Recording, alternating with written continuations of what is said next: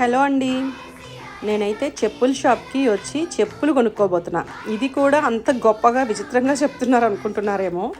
So నాకైతే విచిత్రమైన గొప్పేనండి. ఎందుకంటే దగ్గర దగ్గర 5 to 6 months అయింది నా చెప్పులు పాడైపోయి.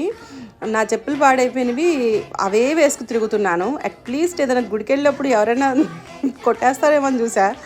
కనీసం కొట్టేసే వాళ్ళకి కూడా నా చెప్పులు నచ్చలేనట్టుంది. వాళ్ళు కూడా తీసుకెళ్ళలేదు. ఫాలోస్ అన్నట్టు మళ్ళీ నా చెప్పులు నాతో కూడా వచ్చాయి. ఇంకా నా వల్ల కావట్లేదు అవి వేసుకొని తిరగటం. అందుకే కొత్త చెప్పులు తీసుకుందామని షాప్కి వచ్చేసాను. అయితే నేను చెప్పులకైతే ఎక్కువ కాస్ట్ పెట్టనండి. మినిమం 500 లోపే తీసుకుంటాను. ఇప్పుడు నేను తీసుకున్నవి 450 రూపీస్ అండి.